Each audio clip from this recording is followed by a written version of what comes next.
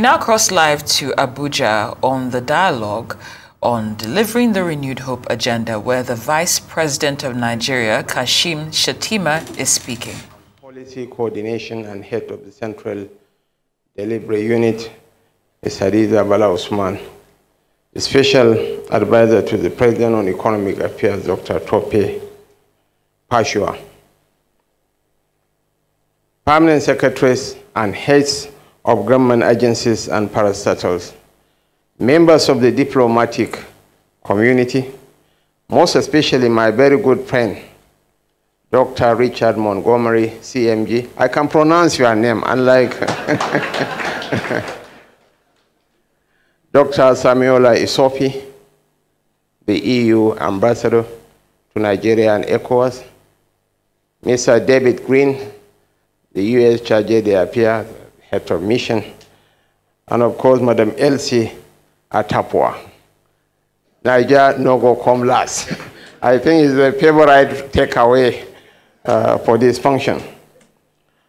Honored guests, ladies and gentlemen,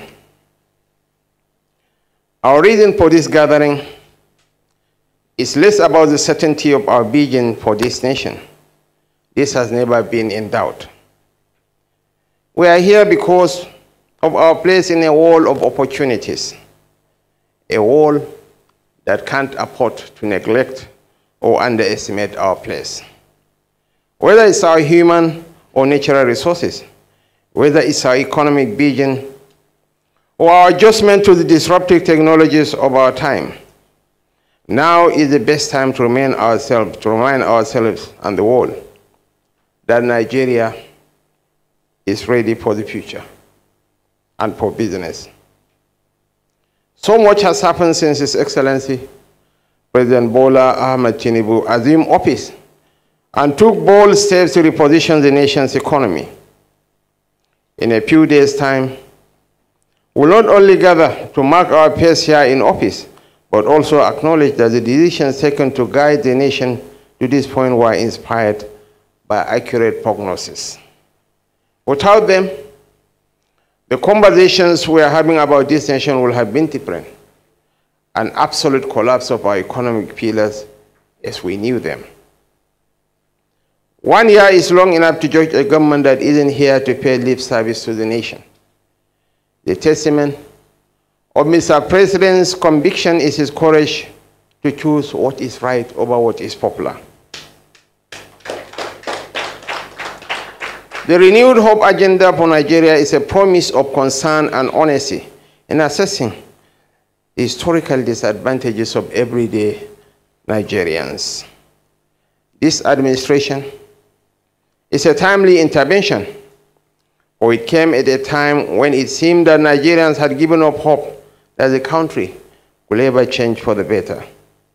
This is why the promise of hope and our journey towards ensuring it resonates with every citizen, from the lush mountains of the Mambila to the fertile banks of Oshogbo and the bustling factories of Aba. Your Excellencies, distinguished ladies and gentlemen, the renewed hope agenda is not just a policy framework. It is a statement of commitment, a covenant between us and the people. And as such, it transcends just the domestic policy agenda.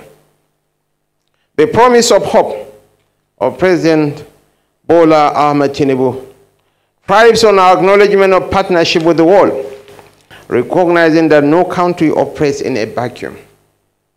Unlike some of our brothers in the West African sub-region, who are struggling in a globalizing world to backslide into primitivity and into their own cocoon.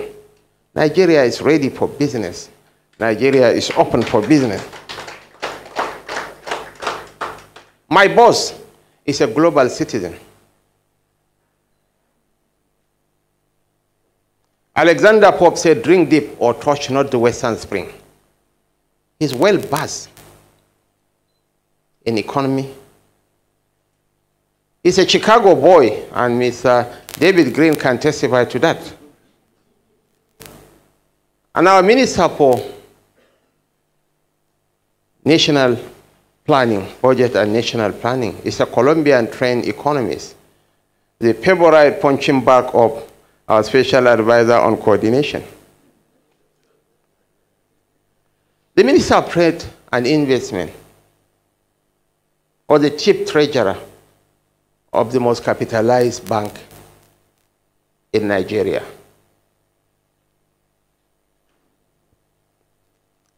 Until his appointment as a minister, the Minister of Information is a celebrated journalist and a publisher. Our appointments are square pegs in square holes.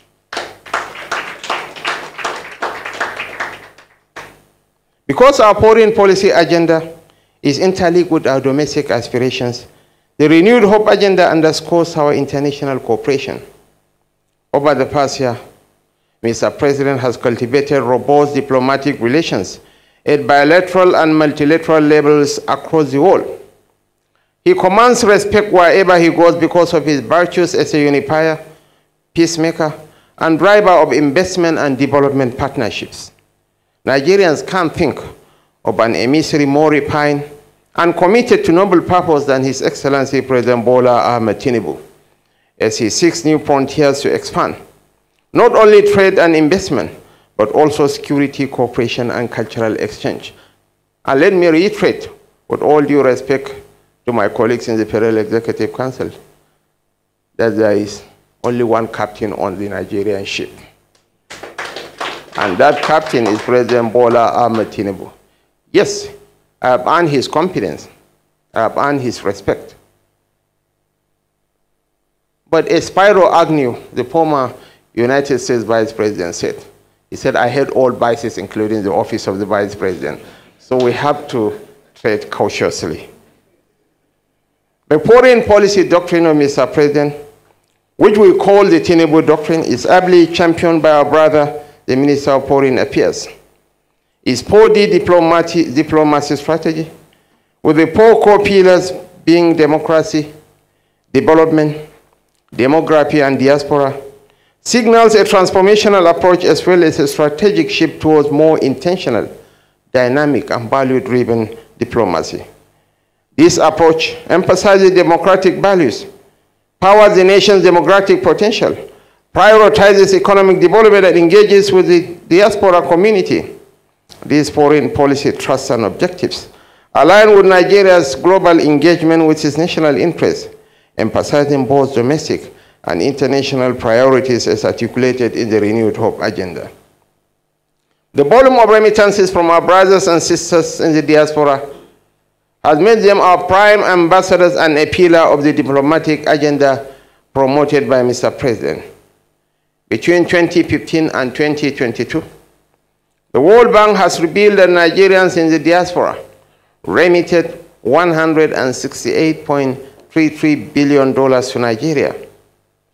Therefore, it is worthy of note that Nigerians in the diaspora contribute more to our economy, even more than overseas development assistance from multilateral and bilateral sources. This is further evidenced by the recently announced $10 billion Diaspora Fund, a multi-sectoral investment initiative set to be launched soon and expected to strengthen ties with our diaspora community while boosting forex inflows to support our national development plans.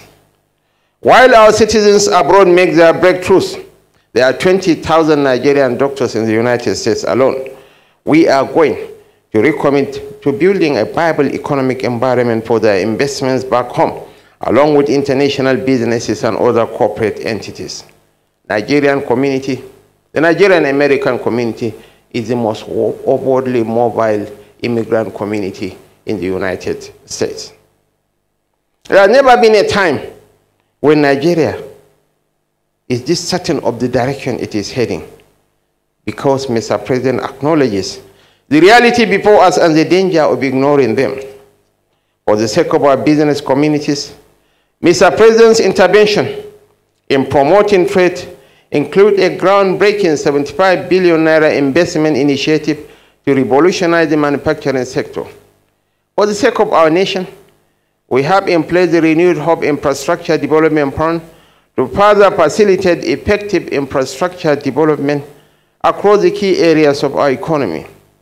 For the sake of our future, we are adjusting to the times, and that explains the adoption of CNG buses, which we are prepared to actualize in our drive for a nation that offers more benign alternative transformation channels for the people and keeps to its global commitments to reducing greenhouse gas emissions. It's a transitional fuel. Eventually, we are all going to go green. But I believe the CNG initiative is a beautiful step in the right direction. We know, yes, we know, that the reality we desire and the future we produce cannot be constructed unless we guarantee the security of lives and properties to attract foreign direct investment. And Mr. President has been at the forefront of regional and national interventions to guarantee the safety of each of us. There is no way to inspire faith in the nation and our agenda by local communities and the international partners than this bold declaration of intent and demonstrations of practical action to fix the nation. I invite our international friends and partners to key into the New Nigeria project as we all strive for a lasting balance in this post-COVID-19 pandemic world, because neither of us can function optimally in isolation. Finally, I wish to acknowledge the monumental accomplishments of some of our African brothers. I adore, I respect the inspiring story of Rwanda.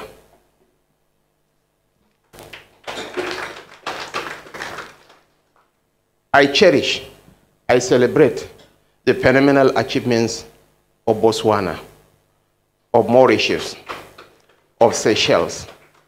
But I dare to ask, then what is the population of Rwanda? Rwanda has a population. Because the media are around, I want to be very, very specific so that they won't go and say. Rwanda has a population of 14,414,910. The population of Rwanda is not bigger than the population of Kano Municipal, Terauni, Kumboso, and Dala local government areas of Kano. Just 4 local government areas in Kano is the equivalent of the entire population of Rwanda.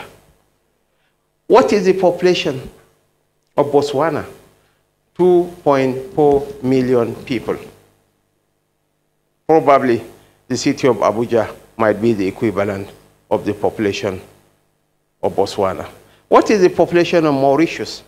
1.24 million. Probably the people in Pape and, and Karo may be the equivalent of Mauritius. And Seychelles, the Seychelles population is so mind-bogglingly high, astronomically high. Seychelles has a population of 118,000 people. Probably not bigger than Burning Kebbi, where the Minister of Economic Planning hails from. Numbers count. This is the most populous nation in Africa. 1 out of every 4 black men is a Nigerian. And by 2050, Nigeria will be the 3rd most populous nation on earth. We are going to surpass Mr. David Green's United States. And by 2050, 1 out of every 3 black men will be a Nigerian. And by the end of the century, Nigeria will be the most populous country in the world. Numbers count. And with the emerging quality of leadership in this country, I'm absolutely certain that we are going to transform our anticipated demographic bulge into demographic dividends. Not the much talked about demographic disaster that will consume all of us. In a couple of days, the president will launch the iDice initiative that will unlock the full potentials in the digital space. $618 million of investment in our youth. I used to refer to Nigeria as a young nation, Africa as a young continent. It was amazing when the UNDP representative at a function about 2 weeks ago quoted that the average age of the Nigerian nation is 16.9. So we are a young nation. And according to Korn Ferry, a global consultancy firm, by 2035, there will be 65 million global talent deficit. The United States, Russia, and Brazil will suffer from 6 million talent deficits each. And Nigeria is in a unique position to take advantage of these opportunities. India is expected to generate $100 billion from global outsourcing alone this year. And how much did we ever earn from oil proceeds? And I want to quote the Minister of Budget and National Planning. He made this revelation some few years back when he was the governor of Kebbi State. The highest we had ever earned from oil proceeds was $35 billion in 2011 when President Goodluck Jonathan was the head of state. So opportunities abound. Hope springs eternal from the hearts of men and women. Let's work together, improve on the quality of governance. Let's be our brother's keeper. Let's address the issue of sustained economic growth, inclusive growth, the growth that will reckon with our women.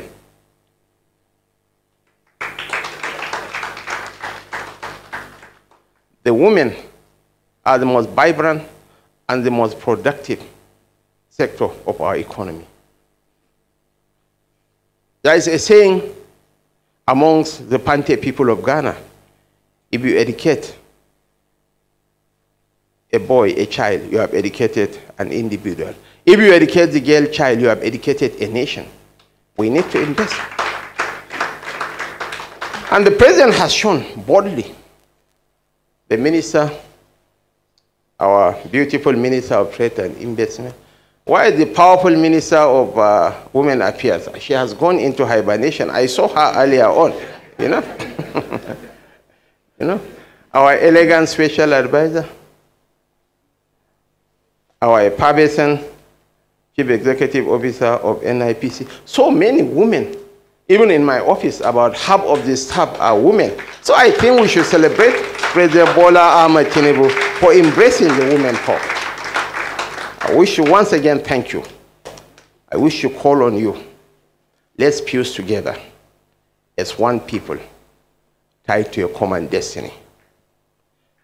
As Ambassador Samuela Isope rightly said, the histories, the futures of Europe and Africa are inextricably intertwined. If Nigeria is to implode, God forbid, and we won't, you will not see some people flying through rickety boats to Malta or Italy. No, we'll cross across. 65 million cocky Nigerians will cross and invade Europe through Ceuta and through Melilla border with Morocco. But I believe that Nigeria will work because the future, the trajectory of global growth is facing Africa, and Nigeria will make or mar that transition. We are the nation of the future. We are the hope of the future. Let's unite. Let's rally around our president. Let's salvage the ship of the nation. Thank you so much, and may God bless us all. Thank you very much, His Excellency, the Vice President of the Federal Republic of Nigeria, Senator